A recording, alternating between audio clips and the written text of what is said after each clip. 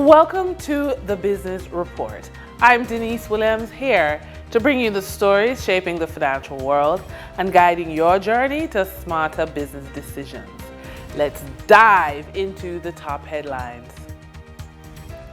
Sagicor Bank and the National Commercial Bank NCB have announced increased fees for their automated banking machines, fees and withdrawal limits. Sagicor Bank confirmed that effective October 1, 2025, its per transaction withdrawal limit via the multi-link network has reduced from 100,000 to 50,000. The daily withdrawal cap, however, remains unchanged at 100,000 per cardholder. In addition, beginning October 20, 2025, the fee for multi-link withdrawals conducted at other banks' ABMs will rise from $59.23 to $61.53, inclusive of GCT. Sagicor stated that transactions carried out at its own ABMs will not be affected by these adjustments. Meanwhile, NCB will roll out a new fee structure for cash withdrawals starting December 1, 2025. Under the revised policy, withdrawals exceeding 100,000 will attract a $379.50 fee, while seniors aged 55 and older will remain exempt from the new charges.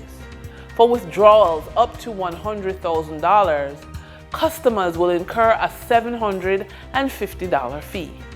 NCB will also grant 4 free ATM transactions per month, after which a $25 fee will apply for each additional transaction. Saving account holders at NCB will continue to enjoy 2 free transactions monthly, with a $35 fee per transaction thereafter. Dollar Financial Services has a new offer for the local bond market, seeking upwards of 1.5 billion Jamaican dollars with a secured bond offer, which opens next week. The 2-tranche offer for $500 million over 5 years at an interest rate of 12%, and the second tranche of an equal amount for 3 years at 11% interest is scheduled to go on market on October 23 and is expected to close on November 13. The offer can be upsized for an additional $500 million. Investors in the bond will earn interest payments on December 30, March 30, June 30, and September 30 in each year, save and except that the first interest payment due date shall be December 30, and the final interest payment shall also be the maturity date. For the trading period ending October 21, 2025, these were the most actively traded stocks. Wigton Energy Limited with 5,015,046 units, representing 31.16% of market sales volume. Sagicor Select Funds Limited Financial with 1,707,144 units, representing 10.61% of market sales volume.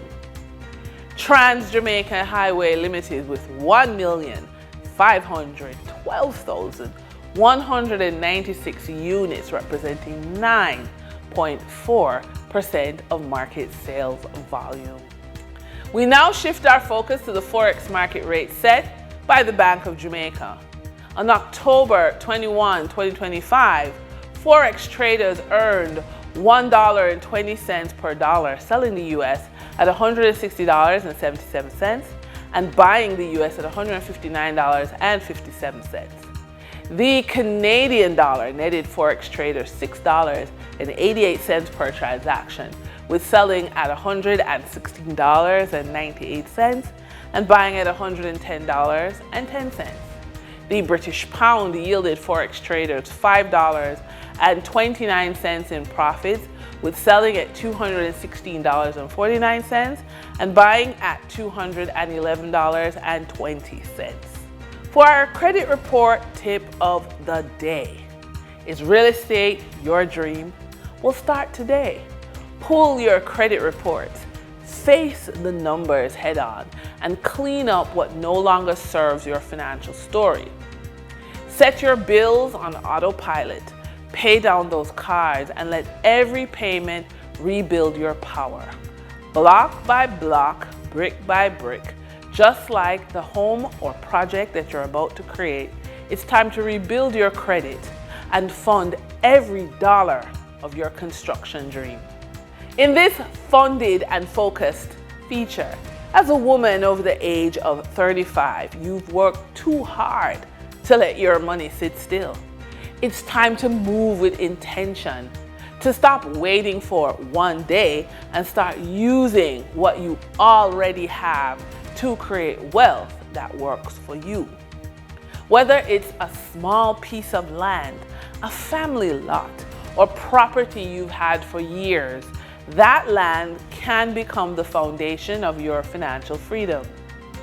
Imputed land equity is when a bank or lender uses the current market value of your land, not what you paid for it, as your cash investment in a building project.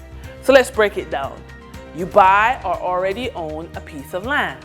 The land is worth more than what you paid for it. When you take that land to a lender, they look at the market value, which is the amount it would sell for today.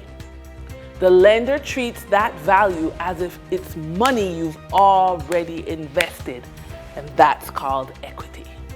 And that wraps up today's business report. I'm Denise Williams, reminding you that every financial decision is a step toward your future.